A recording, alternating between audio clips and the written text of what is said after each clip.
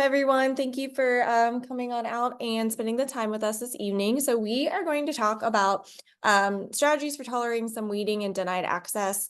So before we begin, just kind of wanted to highlight just Bierman about what we are. So we are a autism center and we have many locations throughout the country, and we help to provide services for our kiddos to help them be successful, not only just in gaining skills, but also in helping them to build some of those, challenging skills that are not always easy for all of us to have. So we just want to make sure that our kids become confident and empowered, and then make sure that we are doing the best to set them up for success later on in life. And so part of what we like to do is we like to not only focus on the child, but focus on the family as a whole. We know that, this is not just a journey for your child, but a journey for your whole family. So just a couple of things of just about what we are at Bierman. So we accept every child for who they are. We love to learn through play and through some of those naturalistic opportunities. We use everyday opportunities to teach children some of those foundational skills that they will need to help them be successful, such as self-advocacy and communication. We love to engage with families, and we believe that it's very important to continue to build those connections and work towards those shared goals.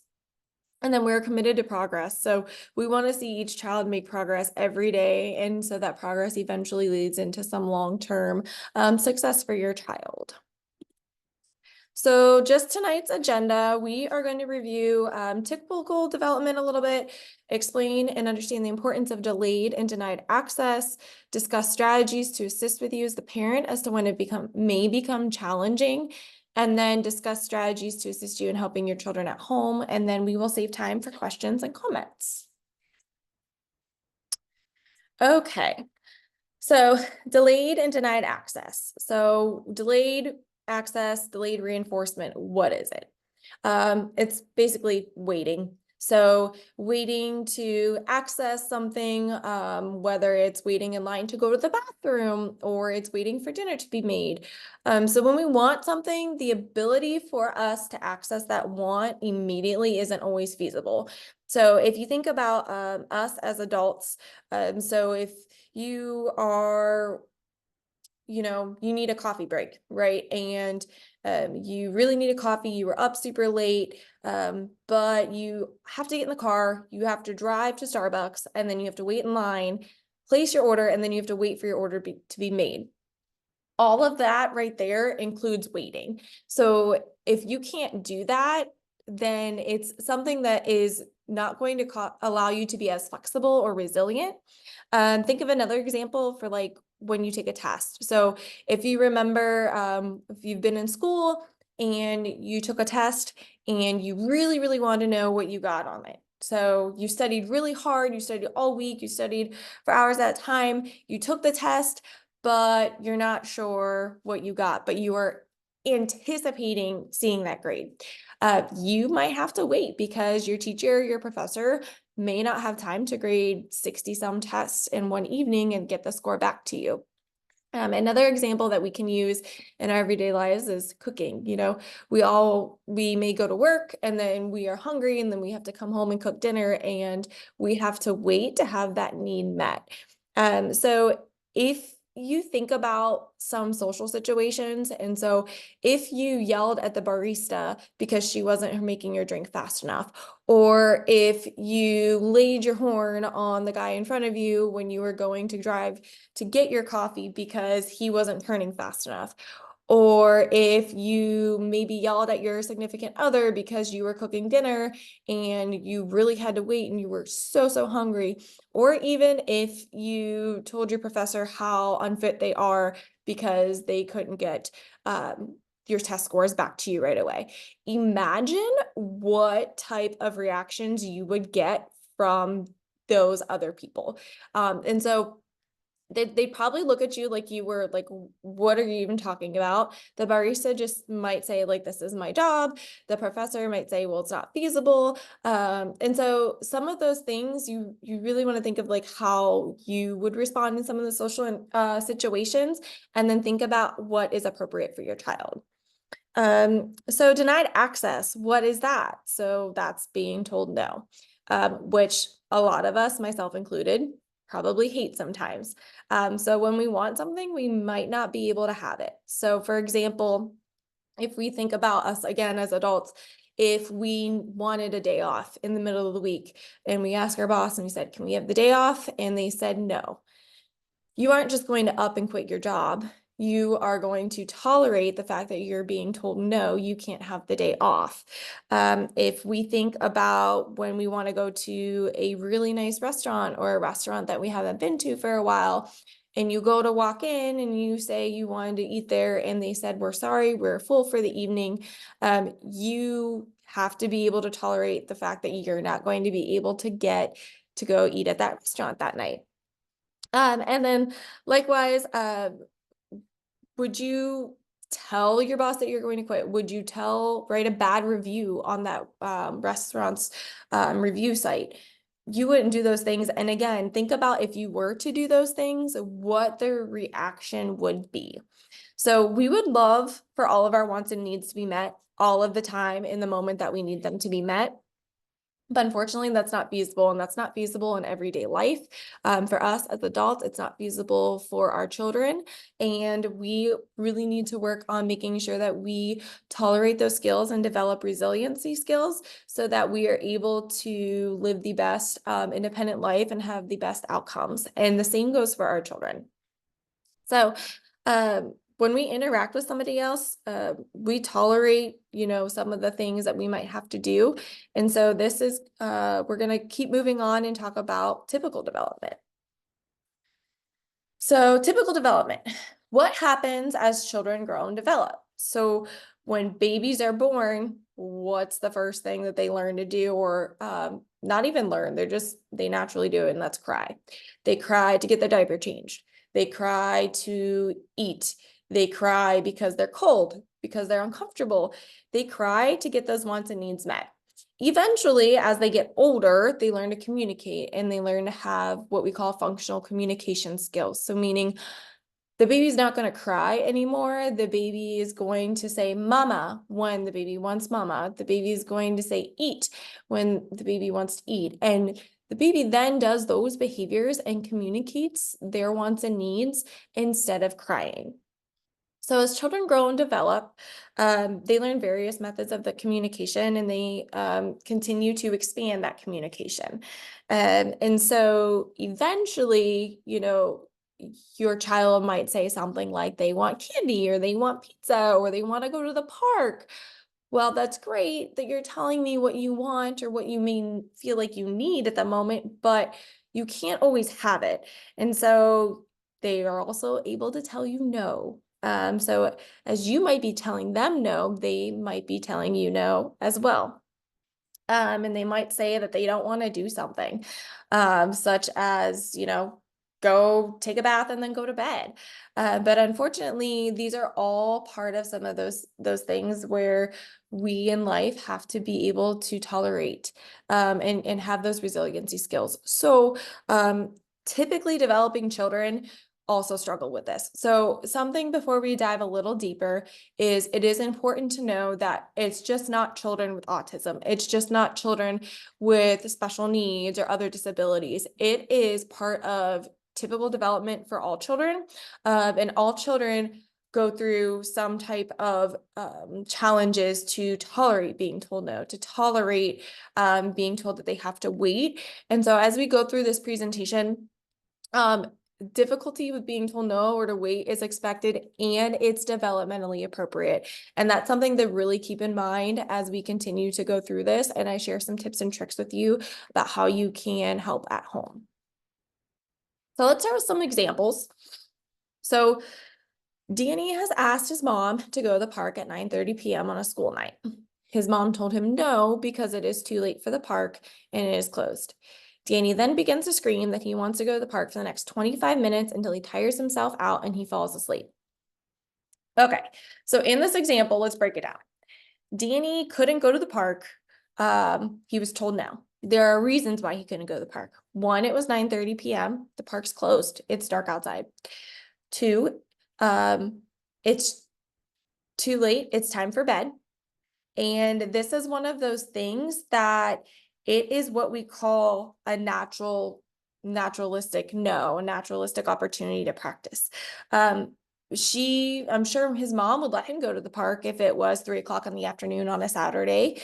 But it's not. It's 9:30 p.m. on a school night and it's closed and it's too dark outside.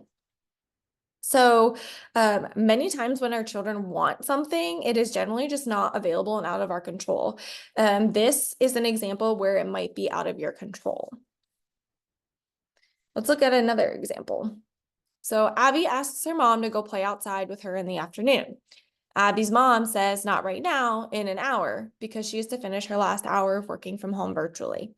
Abby then begins to run around the house, throwing a ball at anything she can until her mom has to stop working and remove the ball from Abby to prevent damage from the house.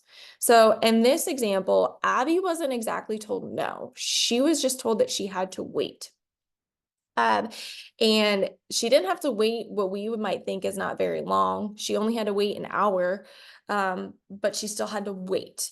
So there are times when our clients or our children want something, but they can't have it immediately. And maybe they can have it. They just have to wait a certain amount of time or wait for a certain thing to happen.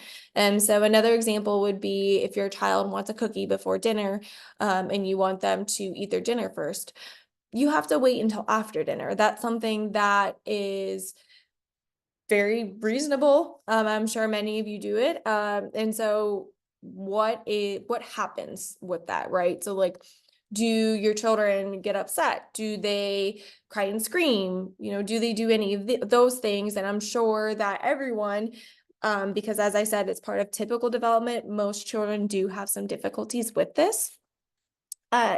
So those are just some examples to kind of just break down delayed/denied access. So remember, delayed is waiting, denied is no. So you'll hear those terms frequently as we go through. So the importance of being told no, again, just reiterating here, we want to make sure that our children grow up to be successful. We don't want them to go out into the real world. Somebody tells them no, and then they throw a temper tantrum at 20 years old. We don't want them to go out in the real world. Somebody tells them they have to wait, and then they start throwing items at 16 in a coffee shop. These are things that what we would call socially appropriate or socially significant. And so we want to teach them to have that instant gratification, or that they cannot have that instant gratification. And again, that's just going to continue to help build those tolerance and resiliency skills. And so it's really, really important that we do this because many of our children have some difficulty with tolerating. So, kids might have some difficulty tolerating aversive sounds, aversive situations. Those are other examples of resiliency skills, and being told no and being told they have to wait are two really, really big ones that we can work with our children on to help them be successful. All right, so what's the big deal? So I kind of already talked about this, but when we talk about socially significant behaviors, we talk about things that are important in what we call like our social world, right? So for example, if biting your nails at home, you do in the privacy of your home, it's not affected by being out in public, your significant other, your family is okay with that. I wouldn't really call that socially significant.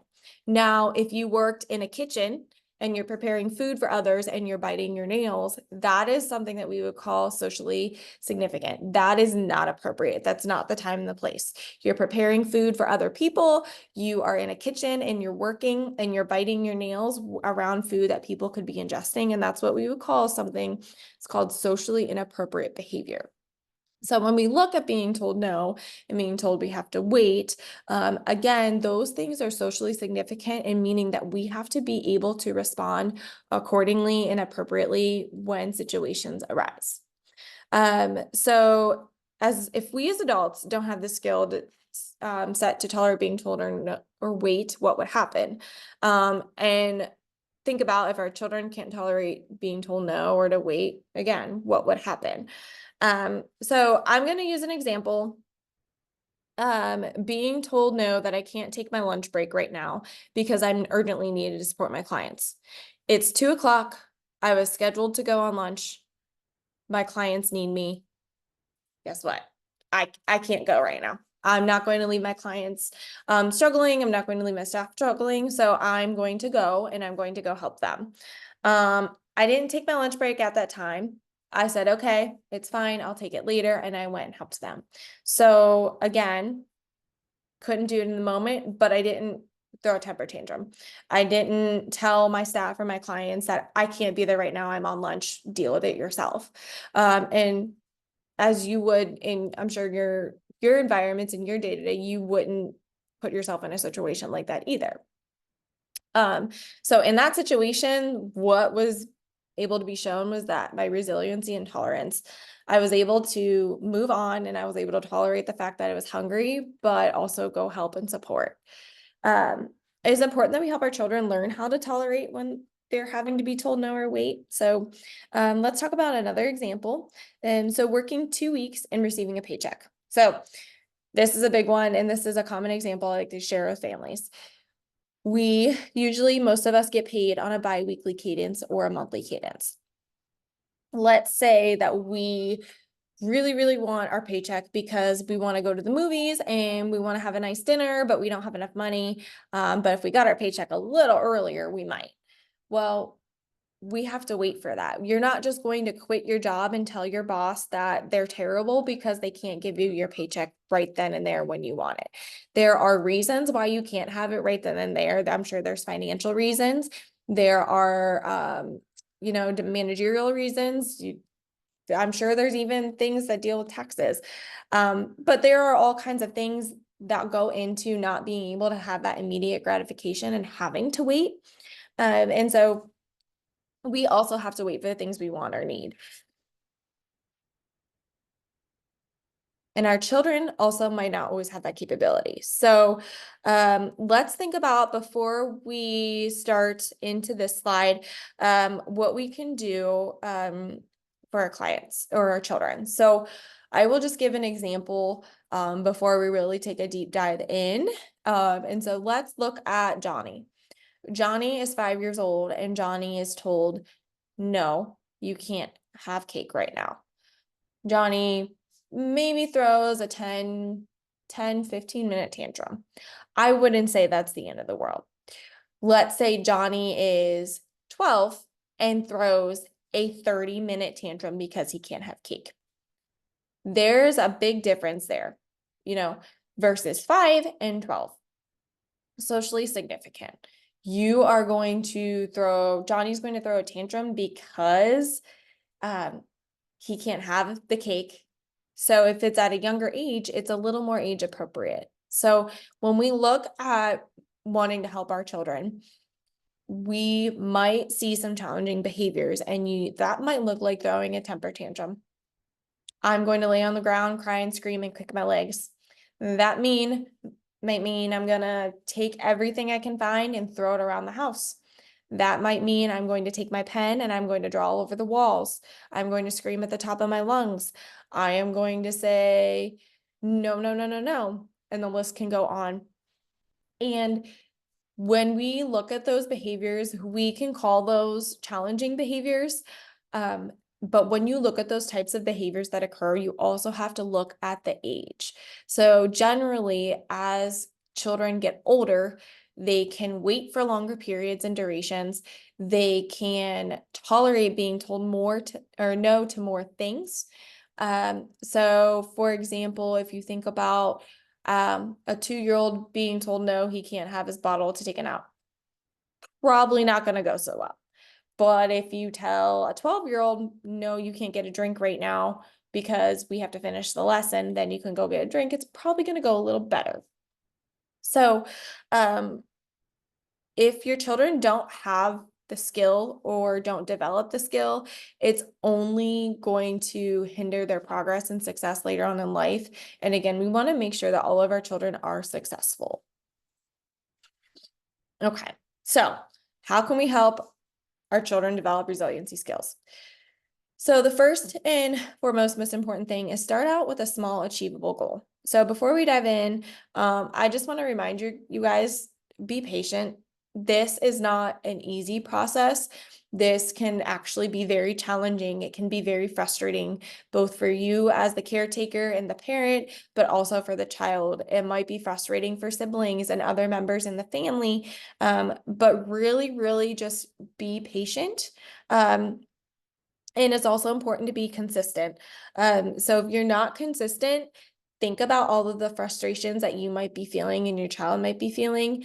But if you add that inconsistency on top, it's only going to make it more frustrating for all parties involved. So be patient and be consistent. Okay, so when we start out with a small achievable goal, that doesn't mean that we're going to start out with telling Johnny, who's 3 years old, that he has to wait for 45 minutes before he can eat. That's not what we would call age appropriate. And so when we look at that, Johnny is a younger child, 45 minutes to eat, and that's one of those primary needs, is too long. It's not age appropriate and it's not attainable. So, how can you use this to develop your resiliency? So let's think that your child is eating dinner and he's actively seeing you prepare it. Your goal might be to tell your child, I'm going to make dinner, but you have to wait while I make it. Your child already has a skill set to wait for dinner. So you are using the ability to wait for dinner while also pairing it with the word wait, right? So if your child does well with waiting for you to make dinner, normally you don't say the directive wait, but you can start pairing it with the word wait. So when we say pair, we just mean put it together. So we have, oh, I'm making dinner, you have to wait. This original, I'm making dinner, have to wait. You put them together so that they start to understand the connection. So you're taking that learned skill that your child has and you're adding something new to it. Let's talk about the next one. So understand that this will happen over time and will likely continue as your child continues to grow and develop. So as children grow, they should continue to tolerate how long they have to wait and that what they can be told no to. So again, it's going to vary based on how old they are. Understand that your child is unique. So not every 4-year-old is going to start at the same place. Some kiddos might need to start very, very small, and that is okay. Every child is unique. You want to meet your child where they are at, and you don't want to push them further than what they are ready for. You know your child best as the caretaker and the parent.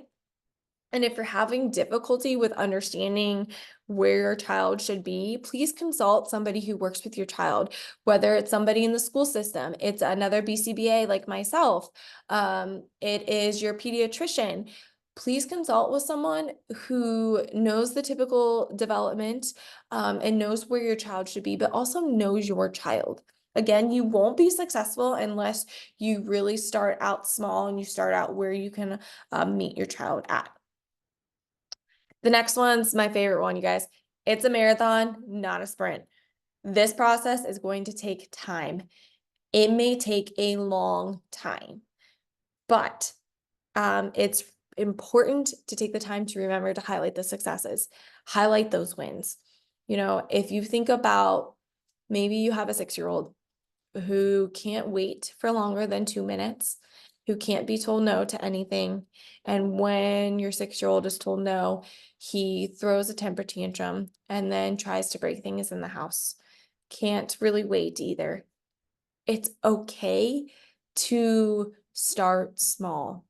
I'm not asking you to start off by having him wait for up to 2 hours. It's okay to start small. And remember that as you go through this process, your child will be successful, but don't be discouraged if you feel like you're making a lot of progress and then you get a setback. Think about us in life. We might make a lot of progress with things, we might do a lot of things, but if we have a setback, it's not going so great. It's not the end of the world. We keep pushing through and persevering. Same thing. Do this when you're teaching your child to tolerate no or wait. Believe me, the work pays off. And when you start to see the outcomes and the changes, it is amazing. And to know that you helped do a part of that is even better. All right. So where do we start? How do we determine where to start? So to ensure that the process is successful, start small. So I have an example I want to share. So let's say you have a 5-year-old who can communicate vocally to access his wants and needs. He can wait for up to 2 minutes for something that he wants, and he cannot accept no. So I kind of touched on this already. You want to teach him to be able to wait for 15 minutes. How do you even start this? So since he can wait for 2 minutes, you begin to tell him that he has to wait. You might use things like setting a timer. So you set a timer for 2 minutes and 5 seconds. So do you see even just the slightest bit? He can wait for 2, you add 5 seconds onto it. When the timer goes off, he gets access to whatever it was he wanted. So maybe he wanted iPad time. Okay, I'm going to set the timer. We have to wait for 2 minutes and 5 seconds. You can give them a warning. You don't have to give them a warning about how long. You could just say, we're going to wait. And let's say he does this pretty well for about 3 to 5 days, maybe even a week. Now, after, let's just say 4 days. Now, let's say on day 5, you increase the amount of time he has to wait by 5 seconds. So now he's waiting for 2 minutes and 10 seconds. You continue this process and you continue to build it up until you reach that threshold of 15 minutes. Now, it's important to remember that as you go through these little increments, if your child is having difficulty in one area, you don't want to make it harder until they can be successful in that previous area, because this is a skill that will build upon itself. And so it's really important that you make sure that if you want little Johnny to wait for 15 minutes and you start at 2 minutes, and maybe let's say you work your way up to 7, but you are having difficulty with 7 minutes and you've been having difficulty for a week and he's not being super successful, you might want to take a step back. So maybe you do 6 minutes and 30 seconds. Maybe you do 6 minutes. You don't want to move on past that 7 minutes, because if he's engaging in a lot of temper tantrums or some of those challenging behaviors, he's not going to be successful at 8 minutes. He's not going to be successful at 9, 10, 11. You need to help him be successful where he's at. Okay, so we also want to identify behaviors that your child can already engage in. So let's say your child's favorite activity is cutting and pasting crafts together. Now let's also say that she really likes to color too. You need her to wait before she can cut and paste the craft until you finish putting her baby sister down for a nap. You can give her the page to color with all of the things on it without the scissors and the glue, and you can tell her, okay, why don't you color? And then when I come back, we can cut and glue. So loves the color, loves the cut and paste, can't cut and paste without the adult supervision. You have to put the baby down. Okay, here, look, you can color. So you're giving that thing that she can do while she's waiting. Last one is identify if your child has the capability to wait or be told no. So this is important. If your child can wait for strong durations, you might be able to slowly starting with no. If your child can tolerate no to a couple of things, you definitely can start at no. But you're not going to want to start at one without the other. So usually waiting comes first. So usually waiting to access something comes first until a certain amount of time, and then you introduce the no. So that's oftentimes how I will, as a clinician, will help teach that skill to our my clients. And so it's a very successful way to do so.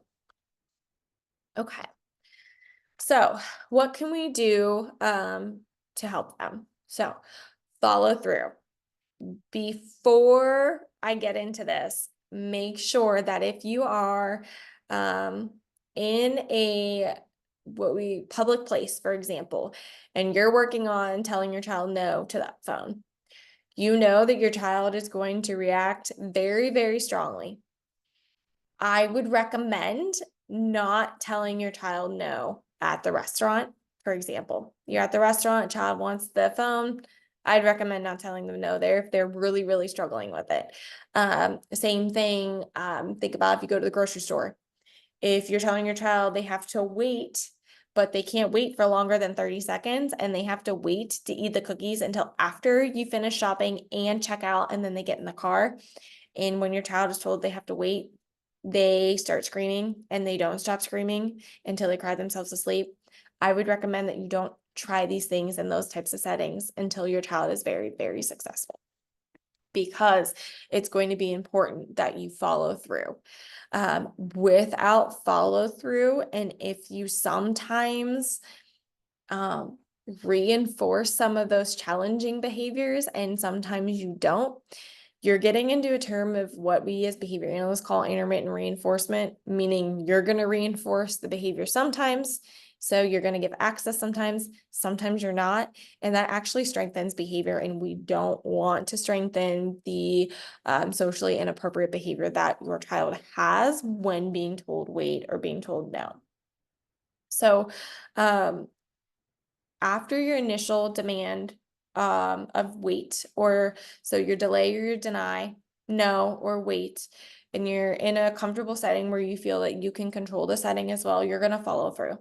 So let's say, for example, Tina wants this pen. Oh, you have to wait. I'm using it right now. And you start using it. Tina throws a temper tantrum, just lays there and screams. You can follow through until you're done using the pen for whatever reason that you may need it for, and then you give access. So if you were to tell Tina that she had to wait, I have to use it, and then Tina starts engaging in that behavior, and here's what you do. You hand it to her. You didn't follow through. You immediately gave access because she exhibited that behavior, and you don't want to do that. So follow through is really, really important. When you tell your child no or wait, you're not just going to leave it at that. Something we like to do is redirect, and we direct to alternatives all the time. So if a client wants to go outside, but it's raining, sorry, buddy, we can't go outside. We can go into this room or we can go into the gross motor room. We're redirecting to two alternatives that child can have immediately.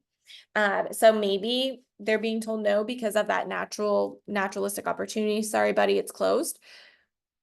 We can't do anything about it. It's pouring down rain. We just can't go outside. Can't do anything about that. But what we can do is offer choices of things about what we can do instead. Same thing with waiting. Oh, we have to wait before we can go color, but you know what? Hey, let's go play with some Legos, or we can go build a tent. What do you want to do? You're providing those alternatives, and redirection to those alternatives is actually very, very effective, especially when you are teaching the skill. So again, go back to the pen example. Tina wants your pen. You have to wait. I'm using it. Do you want a marker or a crayon instead? I told her, wait, I'm using it. You can have these two options instead. And then you give them and you present them. Now, just a little caveat, sometimes your child might not want those alternatives. Sometimes I might tell you no to both of them. Sometimes they still might engage in that behavior that they're doing because they're told no or they have to wait. That is okay. You can allow them to make a choice of something that they can have and do. You can provide another alternative.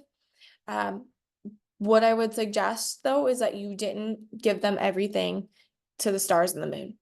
You know, you give things and provide choices and redirect to those alternatives that are available and that are feasible and that makes sense, right? So you're not going to tell Tina she can have ice cream when she wants the pen, right? You're going to tell your child and redirect to alternatives that are related to that thing that they're waiting for or that they want.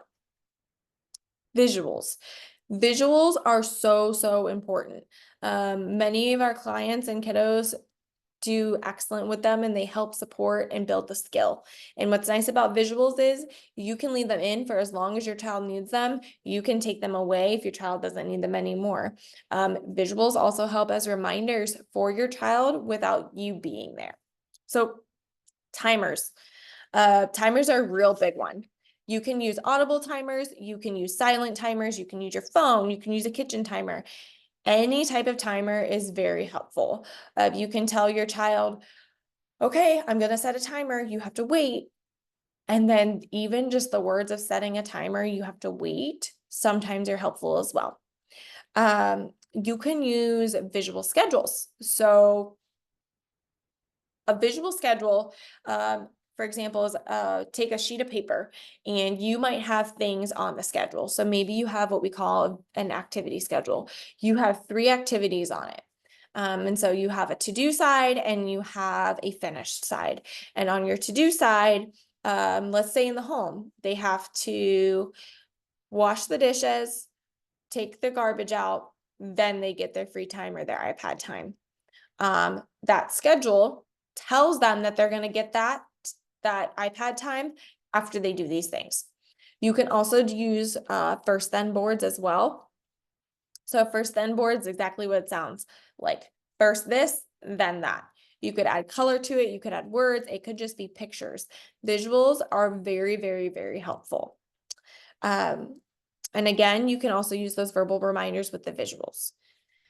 The next one, teaching them strategies to overcome challenges.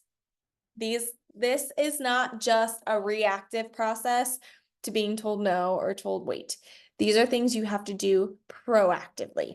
So the biggest thing that I can stress here is you can teach your child to overcome these challenges before they engage in the behavior, before you tell them no, before you tell them wait. Oftentimes, if you tell your child to take a deep breath when they're told no, and they don't have that skill, they're not going to do it, number one. Number two, it might increase their behavior and make it either a higher intensity. So maybe they're screaming just at a certain level, and then maybe they scream at the top of their lungs. So you want to teach them strategies to help overcome those and teach it to them when they're calm. You can make it like a game. Some things that are very common for the clients that I service are wall push-ups. So literally, hey, let's do some wall push-ups. You go to a wall and you do a push-up on a wall. You take some deep breaths. You can blow out candles. So you can have 5 candles, you can have 10 candles, and you can,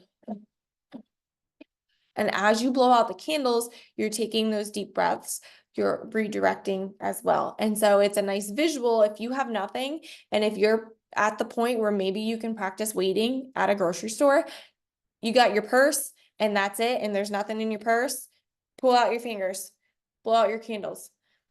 That's something that's very helpful. Counting to 10, listing out 10 things that make your child happy or 10 things that your child likes. You know, you might need to help them with some of these at first, but eventually if you're able to say, hey, tell me 10 things that you like, and they have strong communication skills, they might do it without prompting. They might even start to exhibit some of these alternatives without you telling them in the moment. So more than likely, your child is not going to be happy when you tell them no or to wait. They may engage in some behaviors that are hurtful to you as a parent. And it's important to remember that even though Caleb may be crying for 20 minutes, you tell him he has to wait for 2. And even though it pains you emotionally as the parent to see him upset, understand that your child will be successful if you help them. And understand that even though it's very hard to see them upset and very hard to see their reactions, it's okay. And I want you to think about your child's future in those moments as well. Think about if you don't help them or you don't help them develop the skill and overcome this challenge, they might grow older, they might grow bigger, they might grow stronger, they might do all of those things, and then that could cause harm and hurt them more in the long run. So even though Caleb's upset right now, it might be very difficult for you but it will allow Caleb to be successful in the future. And then the last one is you will want to reinforce your child for waiting, being told no. So something I like to say is say what you mean and mean what you say. So if I'm telling you no, not right now, I mean it. If I'm telling you you have to wait 10 minutes, you have to wait 10 minutes. But as soon as 10 minutes is up, guess what? You can have whatever you were waiting for. You also want to be cautious when you're doing these things of reinforcing socially inappropriate behavior. So again, I use that example. If little Johnny is screaming at the top of his lungs while he's waiting, but he waits, and then the timer goes off, you don't want to just hand little Johnny whatever it was that he asked for. You want to, hey, what'd you want?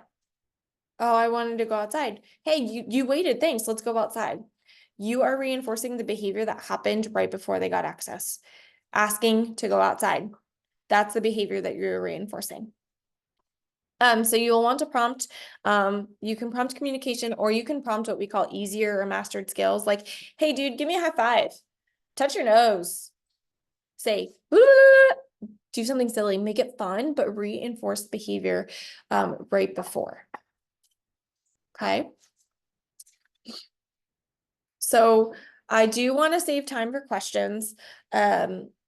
So before we move on to questions and kind of open it up, this webinar was really meant to provide you guys with a deeper understanding of why behaviors might occur at home. And these examples and suggestions are not individualized. So please, please, please, consult with somebody if you're unsure. I'm more than happy to answer questions and give some feedback here, but I don't know your child. I don't know all the ins and outs. So please consult with the BCBA.